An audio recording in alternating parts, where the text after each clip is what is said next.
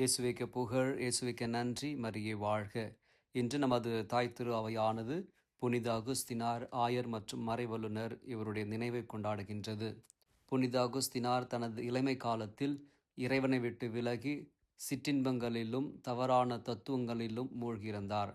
ஆனால் அவரது தாயார் புனித மோனிகாவின் இடைவிடாத ஜெபத்தாலும் உண்மையை தேடும் அகுஸ்தினாரின் தாகத்தாலும் தூய ஆவியானவர் அவரது உள்ளத்தை மாற்றினார்.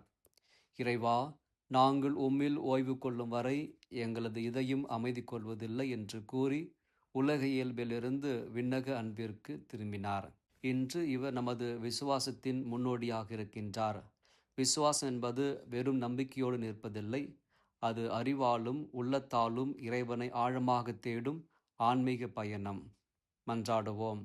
அன்புள்ள இயேசுவே, புனித அகுஸ்தினரைப் போல உண்மையான அமைதியையும் மகிழ்ச்சியும் உம்மிடம் கண்டுகொள்ள எங்களுக்கு அருள் தாரும். உலக மாயங்களில் மனதை தொலைக்காமல் உமது மாறாத அன்பில் நிலைத்திருக்க எங்களை வழிநடத்தும்.